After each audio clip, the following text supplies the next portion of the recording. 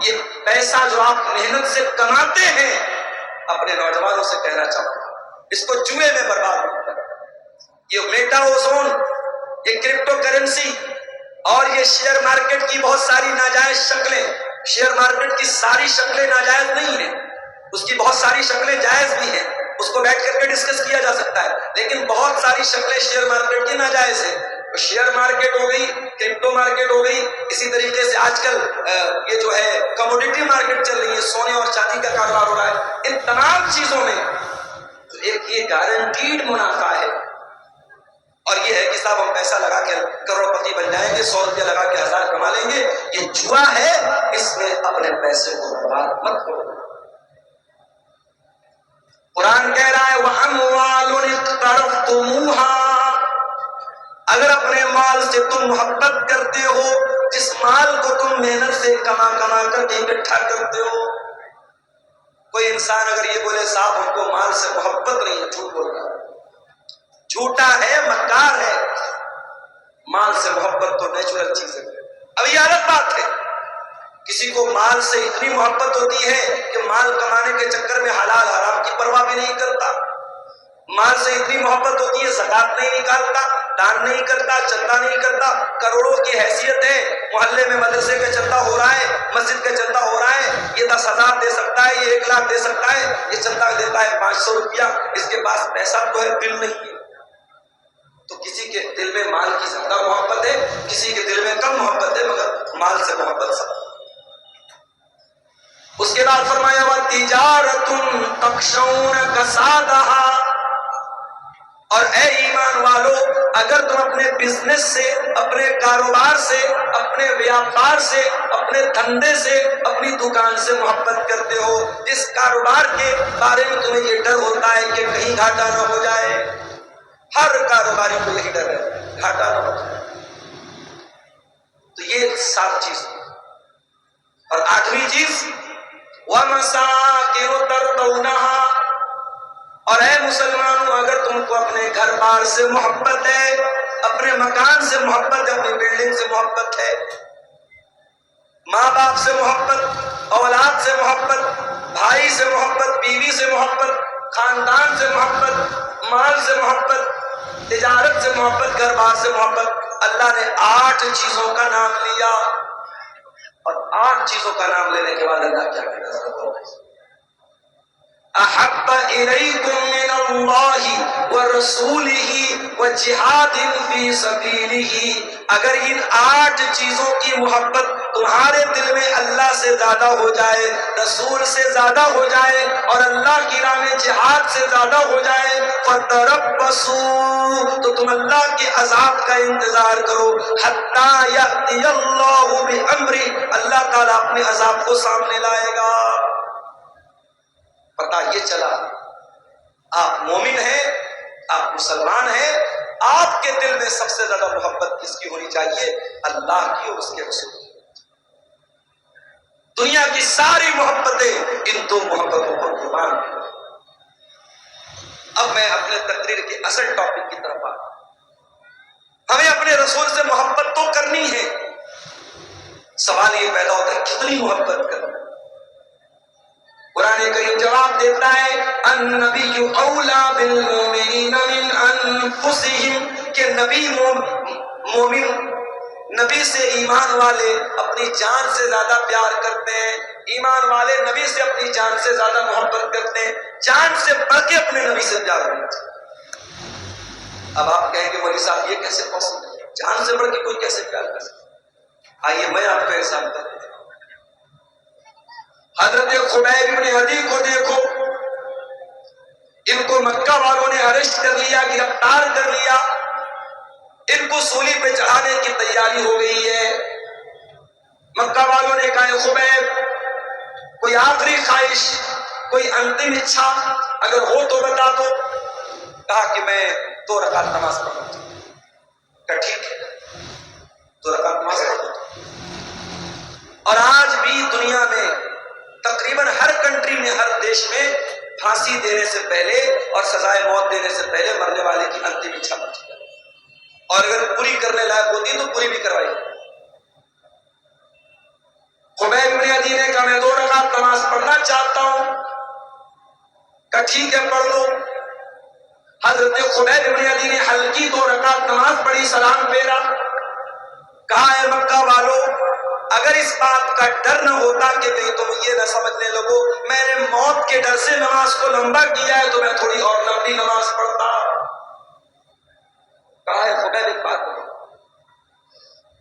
کیا تم یہ تصور کر سکتے ہو کہ ہم تمہیں چھوڑ دیں اور تمہاری جگہ تمہارے نبی کو سولی چڑھا دیں؟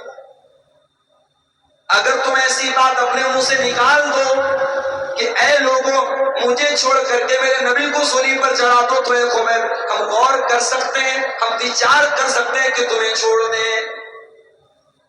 میرے پیارے ساتھیوں, خبیب بن عدی کو معلوم ہے تھوڑی دیر میں مجھے سولی پہ چڑھا دیا جائے گا, میری ٹکا پوٹی کر دی جائے گی, میرے بدن کے ٹکڑے ٹکڑے کر دیے جائیں گے. ایسے موقع پر خبیب کو آفر دیا جا رہا ہے تجھے کچھ نہیں کرنا ہے, بس زبان سے یہ کہنا ہے میری جگہ میرے نبی ہوتے تو ہم تمہیں چھوڑ سکتے ہیں, تو تم بتاؤ تمہاری کیا رائے ہے؟ خبیب بن عدی کہتے ہیں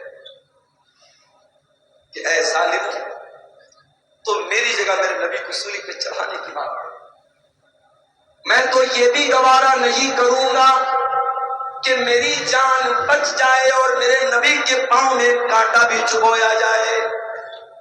تم میری جگہ میرے نبی کو سولی پہ چڑھانے کی بات کر رہے ہو, ارے یہ تو بہت دور کی بات ہے. خبیب تو یہ بھی گوارا نہ کرے گا کہ خبیب کی جان کو بخش دیا جائے, خبیب کو رہا کر دیا جائے اور بدلے میں خبیب کے نبی کے پاؤں میں کانٹا چبویا جائے.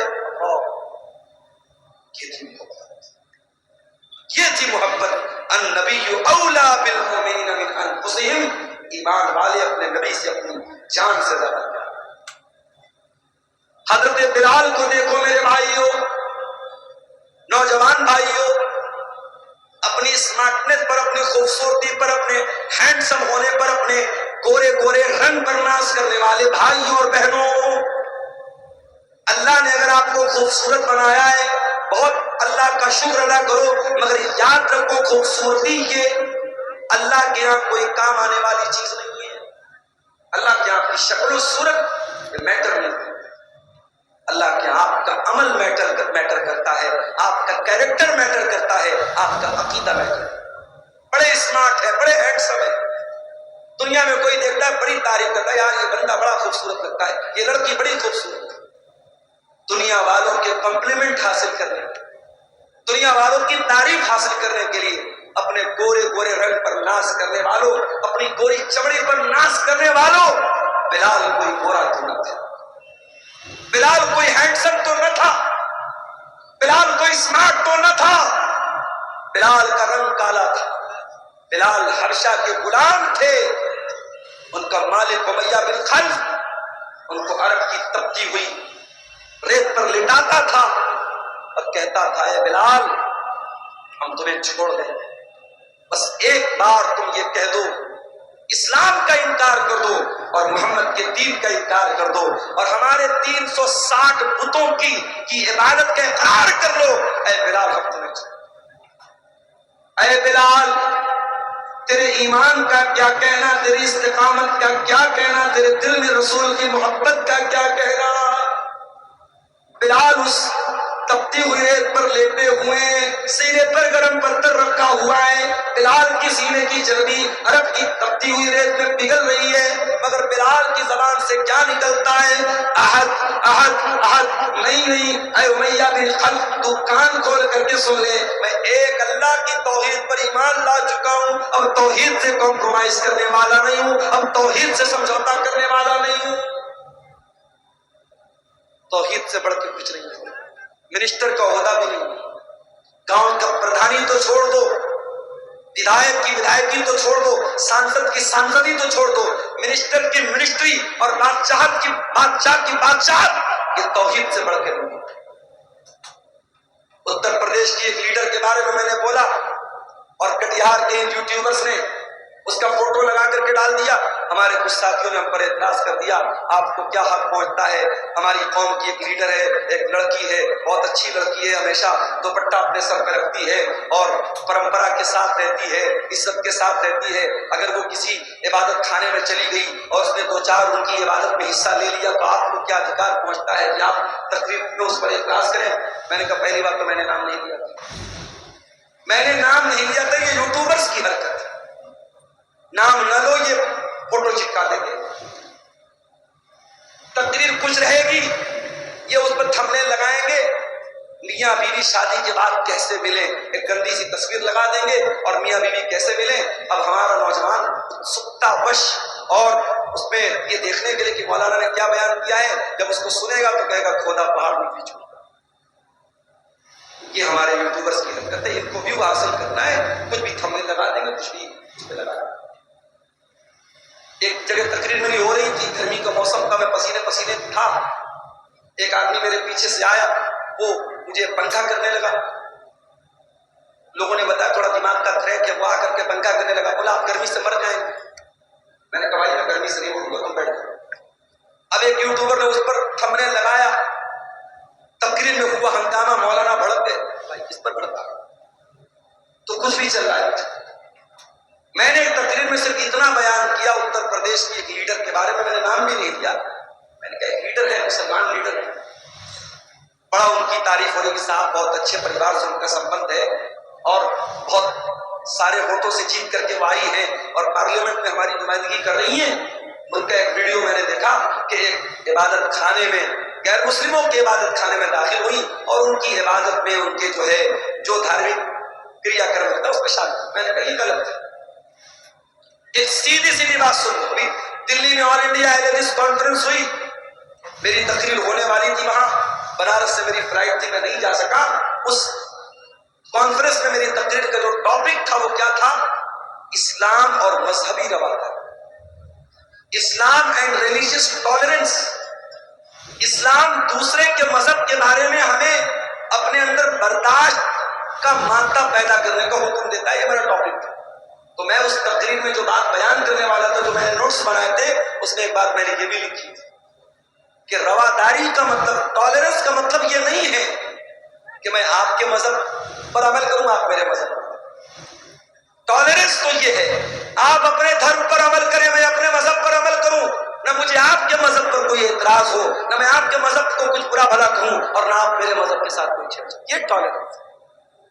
ہمارے یہاں ٹالرنس کا مطلب کیا سمجھ لیا کہ صاحب جب کوئی غیر مسلم قرآن پڑھے گا تب ٹالرنس ہے اور جب کوئی مسلمان وید گیتا اور رامائن پڑھے گا تب ٹالرنس ہے۔ نہیں میرے بھائی، مسلمان اپنی نماز پڑھے اور غیر مسلم اپنی پوجا پاٹ کرے، عیسائی اپنے چرچ میں جا کر کے آرام سے عبادت کرے، سکھ مذہب کا ماننے والا اپنے گرودوارا میں جا کر کے اپنی پوجا کرے، جین مذہب کا ماننے والا اپنی اطلاع سے عبادت کرے، اور ہمیں کسی کے عبادت کرنے پر اور کسی کے تہوار منانے پر ہمیں کوئی اعتراض نہ ہو۔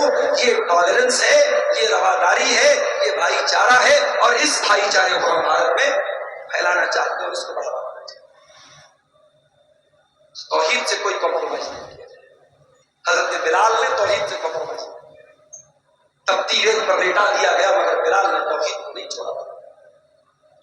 میرے پیارے ساتھیوں، سب سے بڑھ کر کے اگر محبت کرنا ہے تو اللہ سے کرنا ہے اور رسول سے کرنا ہے، اور جب ہمارا رسول سے محبت کرتے ہی ہیں تو ایک بات اور سمجھ لیجئے، دنیا والوں کا ایک دستور ہے، قاعدہ قانون ہے، انسان جس سے محبت کرتا ہے اس کو کیا پسند ہے کیا ناپسند ہے اس بات کا بھی خیال کرتا ہے کہ نہیں کرتا ہے؟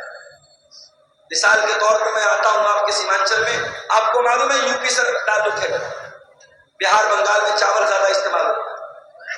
میں آتا ہوں، لوگ پوچھتے مولانا صاحب چاول کھاوے نہ روٹی کھاوے؟ میں کہتا ہوں دونوں کھاؤ، روٹی بھی کھاؤ چاول بھی کھاؤ۔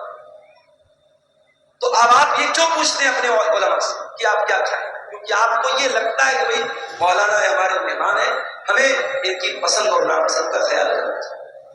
اب ہمیں پسند ہے مچھلی، ہمیں پسند ہے مرغا، اور آپ لا کے رکھتے بھنٹے کی اور بیگن کی سبزی کو ہمیں تھوڑی پسند ہے۔ ہم تو آپ لا کے رکھتے کہ ہم کھا لیں گے مگر ہمیں ناگوار دوسرے۔ تو جب ہم نبی کا کلمہ پڑھتے ہیں اور نبی نبی سے محبت کرتے ہیں تو کیا ہمیں اور آپ کو یہ جاننا نہیں چاہیے کہ ہمارے نبی کو کیا پسند تھا اور کیا ناپسند تھا؟ آج کی ہماری تقریر کا یہ ایک ٹاپک کا حصہ ہے کہ نبی کو کیا پسند تھا اور کیا ناپسند تھا، اس پر ہم تھوڑی سوچ کریں۔ آئیے ہم حدیث کی کتابوں کو اٹھاتے ہیں۔ اللہ کے پیارے نبی، جنگ احد کا میدان ہے، اسلام کی دوسری لڑائی چل رہی ہے، احد کی لڑائی۔ اللہ کے پیارے نبی اللہ کی بارگاہ میں دعائیں کر رہے ہیں، اور دعا میں اللہ کے نبی کہتے ہیں اللہم حبب الینا الایمان، اے اللہ میرے دل میں ایمان کی محبت پیدا کر، وزینہ فی قلوبنا، اور اے اللہ ایمان کو میرے دل میں مزین کر دے، ایمان کو سجا دے، ایمان کو اٹریکٹیو بنا دے۔ پتہ یہ چلا کہ نبی کو ایمان سے بہت محبت، نبی کو یہ پسند تھا کہ لوگ ایمان لے آئے۔ سیمانچل والوں، منصاہی اور کٹیہار کے لوگوں، میں آپ سے سوال کرتا ہوں، آپ یہ بتائیے کہ ایمان کس کو بولتے؟ کتنے لوگ ہیں ان سے سوال کرو صاحب ایمان کس کو بولتے؟ نہیں معلوم۔ چلیے آپ کو بتا دیتا ہوں ایمان کس کو بولتے۔ ایمان 6 چیزوں کو بولتے ہیں۔ ان تؤمن باللہ وملائکتہ وکتبہ ورسلہ والیوم الآخر والقدر خیرہ وشرہ۔ 6 چیزوں کو ماننے کا نام ایمان۔ اللہ کو ماننا، اس کے فرشتوں کو ماننا، اس کے رسولوں کو ماننا، اس کی کتابوں کو ماننا، قیامت کے دن کو ماننا اور تقدیر کو ماننا۔ ان 6 چیزوں کو مانے بغیر کوئی مومن نہیں ہو سکتا، کوئی ایمان والا نہیں ہو سکتا۔ اور یہ بھی نوٹ کر لو، ایمان صرف دل کی آستھا کا نام نہیں ہے، ایمان دل سے ماننے کو بھی کہتے ہیں اور زبان سے اقرار کرنے کو بھی کہتے ہیں اور عمل کرنے کو بھی کہتے ہیں۔ اگر کوئی زبان سے اقرار کرتا ہے اور دل سے سچ نہیں مانتا تب بھی مومن نہیں ہے، کوئی دل سے سچ مانتا ہے زبان سے اقرار نہیں کرتا ہے تب بھی مومن نہیں ہے، اور اگر کوئی زبان سے اقرار بھی کرتا ہے، دل سے تصدیق بھی کرتا ہے اور عمل نہیں کرتا ہے تو ایمان والا تو ہے مگر کمزور ایمان والا ہے، کیونکہ عمل سے ایمان گھٹتا اور بڑھتا ہے، ایمان گھٹتا اور بڑھتا ہے۔ جلسے میں آپ آئے، تقریر آپ نے سنی، آپ کا ایمان بڑھ گیا، گھر گئے موبائل میں دیکھنے لگے، یوٹیوب پر کوئی الٹی سیدھی چیزیں آپ کے سامنے نظر سے گزر گئی، فیس بک پر کوئی چیز آپ دیکھنے لگے، اب دین اور ایمان کا لیول کمزور ہونے لگا۔ ایمان کا لیول فرکچویٹ کرتا ہے، اپ اینڈ ڈاؤن ہوتا ہے۔ اسی لیے اللہ قرآن میں کہتا ہے انما المؤمنون الذین اذا ذکر اللہ وجلت قلوبہم، مومن تو وہ لوگ ہوتے ہیں جب اللہ کا نام ان کے سامنے لیا جائے ان کا دل کانپ جاتا ہے، ان کا دل لرز جاتا ہے، ان کا دل ڈر جاتا ہے۔ اللہ کا نام لیا جائے تو دل ڈر جائے۔ دل ڈرتا ہے کیا ہمارا؟ ارے ہم لوگ تو اتنے سخت دل ہو چکے ہیں، اپنے ہاتھوں سے اپنے مردوں کو قبرستان میں دفناتے ہیں اور پھر بھی ہمارے دل کے اوپر کوئی اثر نہیں پڑتا ہے۔ میرے بھائیوں، ہمارے دل پتھروں سے بھی زیادہ کٹھور ہو چکے ہیں، پتھروں سے بھی زیادہ سخت۔ انما المؤمنون الذین اذا ذکر اللہ، مومن تو وہ لوگ ہوتے ہیں جب اللہ کا نام لیا جائے وجلت قلوبہم، تو ان کے دل کانپنے لگتے ہیں، وَإِذَا تُلِيَتْ عَلَيْهِمْ آيَاتُهُ، اور جب اللہ تعالیٰ کی آیتیں ان کے سامنے پڑھی جائیں زَادَتْهُمْ ایمانا، ان کا ایمان بڑھ جاتا ہے، ان کے ایمان کا لیول ہائی ہو جاتا ہے، ان کے ایمان کی چارجنگ بڑھ جاتی ہے۔ ایک بات پوچھوں آپ سے، اپنے نوجوانوں سے پوچھنا چاہتا ہوں، اپنے یوٹیوب کی ہسٹری ذرا چیک کر کے بتاؤ لاسٹ ٹائم آپ نے قرآن کی تلاوت کب سنا؟ اپنا موبائل چیک کر کے بتاؤ آخری بار آپ نے قرآن کی تلاوت کب کی تھی اور قرآن کی تلاوت کو سنا؟ پیارے نوجوان ساتھیوں، آج ہمارے نوجوانوں کے موبائل پر گانے مل جائیں گے، میوزک مل جائے گا، بالی ووڈ کے سانگ مل جائیں گے، الٹی سیدھی چیزیں مل جائیں گی، اگر نہیں ملے گا تو قرآن نہیں ملے گا۔ میرے پیارے نوجوان بھائیوں، جس نبی سے آپ محبت کرتے ہیں، جس نبی کا کلمہ پڑھتے ہیں، اس نبی نے میوزک کی آواز کو کبھی اپنے کانوں میں آنے نہ دیا، اور وہ نبی قرآن کو پڑھا بھی کرتے تھے اور قرآن کو سنا بھی کرتے تھے۔ قرآن کو سنا کرو، اور میں تو کبھی کبھی افریقہ کے جو قاری ہوتے ہیں ان کی تلاوت میں سنتا ہوں، بہت پیاری لگتی ہے۔ میں نے ایک تقریر میں ایک نام لیا تھا، ایک افریقن قاری ہے، ان کا نام ہے صوفی عبدالرشید۔ یوٹیوب پر آپ جا کر کے ٹائپ کیجئے صوفی عبدالرشید تلاوت، ان کی تلاوت سامنے کوئی بناوٹ نہیں، سمپل آواز ہے اور پاٹدار آواز، روکدار آواز ہے، اور جب تلاوت کرتے ہیں ایسا لگتا ہے ڈائریکٹ دل کو چھو۔ افریقن قاریوں کی خیال بہت پیاری لگتی ہے، دل پر دل کو اپیل کرتی ہے، دل کو اثر کرتی ہے۔ آپ قرآن کو سننا شروع کر دیجئے، گانا سننا بھول جائیں گے، آپ میوزک کی محبت دل سے نکل جائے گی، قرآن کی محبت دل میں پیدا ہو جائے گی۔ جس نبی کا آپ کلمہ پڑھتے ہیں وہ نبی قرآن سنا کرتے تھے، قرآن پڑھا کرتے تھے۔ بخاری کی روایت ہے، عبداللہ بن مسعود رضی اللہ تعالیٰ عنہ اللہ کے پیارے نبی صلی اللہ علیہ وسلم کے پاس آتے ہیں، اللہ کے نبی کہتے ہیں عبداللہ اقرأ علیک القرآن، مجھے قرآن پڑھ کے سناؤ۔ حضرت عبداللہ نے کہا میں آپ کو قرآن پڑھ کے سناؤں؟ اے اللہ کے رسول، آپ کے اوپر تو قرآن اترا ہے، قرآن نازل ہوا ہے، میں آپ کو کیسے پڑھ کے سناؤں؟ آپ نے فرمایا اے عبداللہ میں دوسرے کے منہ سے سننا چاہتا ہوں۔ حضرت عبداللہ بن مسعود بہت پیارا قرآن پڑھتے تھے۔ ابھی دلی میں آل انڈیا اہل حدیث کانفرنس میں جو مدینہ کے امام آئے تھے شیخ عبداللہ البوئی جان، انہوں نے نماز پڑھائی دلی میں، بہت کتنی پیاری آواز۔ اس وقت حرم کے جو نئے امام آئے ہیں مکے میں، رمضان کے لاسٹ میں گیا تو اتفاق سے ایک تراویح کی نماز میں ان کے پیچھے بیٹھے، ان کا نام ہے شیخ بدر الترکی، اللہ کیا قرآن۔ شیخ سعود الشریم کی کمی کو پورا کرنے کا کام کر رہے ہیں شیخ بدر الترکی، بہت ہی پیارا قرآن۔ آواز اچھی ہو، اور آواز اچھی آواز میں کوئی قرآن پڑھے میرے بھائیوں تو انسان کا دل بیدار ہو جاتا ہے، انسان کی روح سرشار ہو جاتی ہے۔ عبداللہ بن مسعود بہت اچھا قرآن پڑھتے تھے۔ پیارے نبی نے فرمایا کہ اے عبداللہ اقرأ علی القرآن، مجھے قرآن پڑھ کے سناؤ۔ حضرت عبداللہ سورہ نساء کی تلاوت کرنے لگے، سورہ نساء کی تلاوت کرنے اور اللہ کے نبی غور سے سن رہے ہیں۔ پڑھتے پڑھتے حضرت عبداللہ سورہ نساء کی آیت نمبر 31 کے اوپر پہنچے، فَكَيْفَ إِذَا جِئْنَا مِن كُلِّ أُمَّةٍ بِشَهِيدٍ، اے نبی اس وقت آپ کا کیا حال ہے جب ہر امت میں سے ہمیں گواہ لائیں گے، وَجِئْنَا بِكَ عَلَىٰ هَٰؤُلَاءِ شَهِيدًا، اور ہم آپ کے اوپر آپ کو گواہ لائیں گے۔ جب اس آیت پر پہنچے عبداللہ بن مسعود کہتے اللہ کے نبی نے فرمایا حسبک کلام، اے عبداللہ رک جاؤ، بس کرو۔ کہتے میں نے نظر اٹھا کے دیکھا فَإِذَا عَيْنَاهُ تَذْرِفَانِ، اللہ کے پیارے نبی کی دونوں آنکھوں سے آنسو بہ رہے تھے، اللہ کے نبی رو رہے تھے۔ کیوں رو رہے تھے؟ ذمہ داری کا احساس تھا، آپ کو اس بات کا احساس تھا کہ اتنی بڑی ذمہ داری میرے کندھے پر ڈالی جائے۔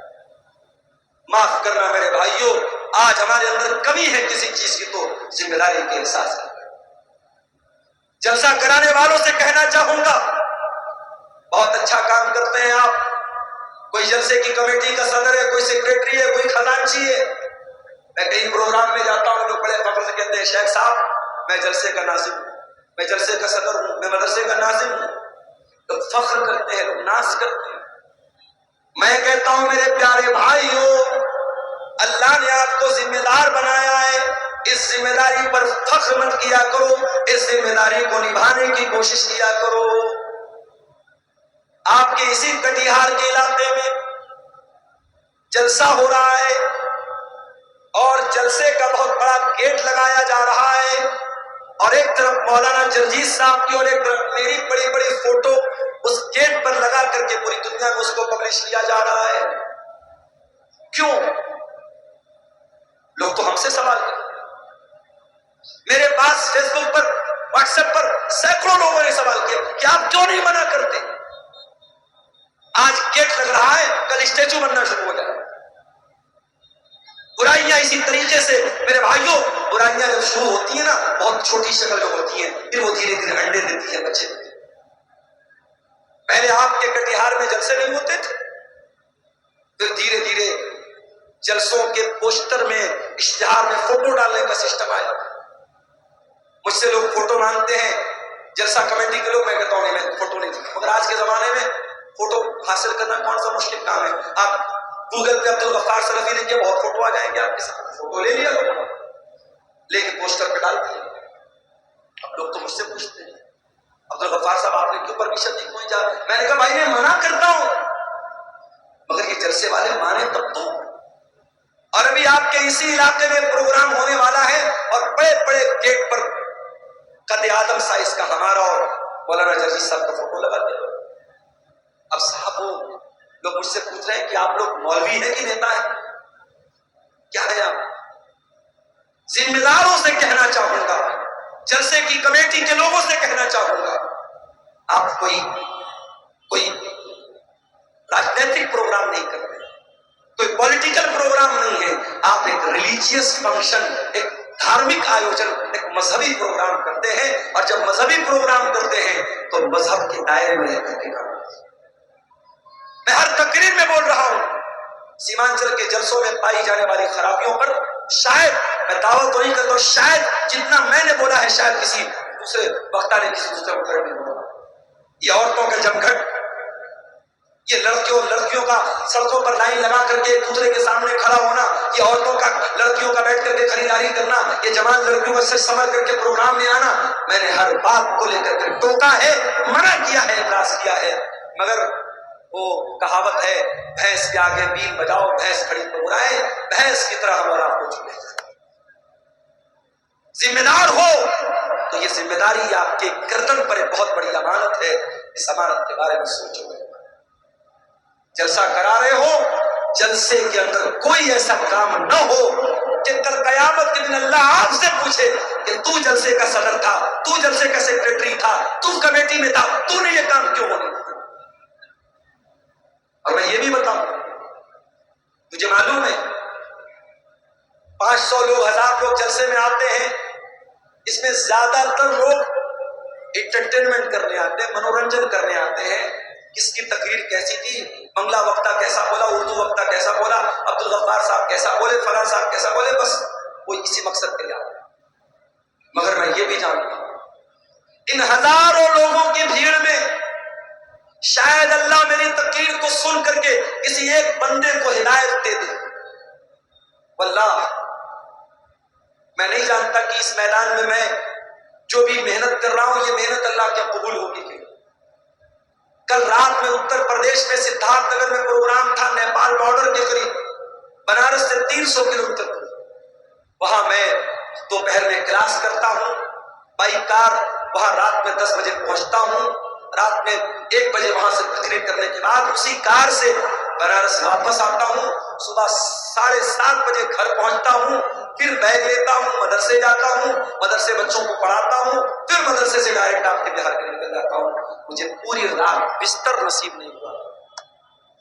میں یہ نہیں کہتا کہ میں بہت قربانی ہوں، لیکن جو محنت ہو رہی ہے ہمیں نہیں معلوم کہ اللہ اس کو قبول کرے گا، ہم تو دعا کر سکتے ہیں، امید کر سکتے ہیں، مگر واللہ بتا رہا ہوں جب کٹیہار میں، پورنیا میں، ارریہ میں، کشن گنج میں کہیں پر بھی کوئی نوجوان ملتا ہے اور کہتا ہے شیخ صاحب آپ کی تقریر سنتے سنتے میں پہلے نماز نہیں پڑھتا تھا، نماز پڑھ، پہلے جوا کھیلتا تھا، جوا کھیلنا بند کر دیا، پہلے غلط لائن میں تھا، اس لائن میں نے چھوڑ دیا، ایسا لگتا ہے اے اللہ یہ راتوں کا جاگنا، یہ آرام قربان کرنا، یہ لمبے لمبے سفر کرنا، یہ اپنی جان کو خطرے پہ ڈال کر کوہرے کے موسم میں اتنے لمبے لمبے بائی روڈ سفر کرنا، اے اللہ شاید یہ سفر، یہ محنت اگر کسی ایک بے نمازی کے نمازی بننے سے اور کسی ایک غلط انسان کے صحیح راہ پہ آ جانے سے اگر یہ محنت تیری بارگاہ میں قبول ہو جائے تو شاید اسی کے بہانے ہمارا بیڑا پار۔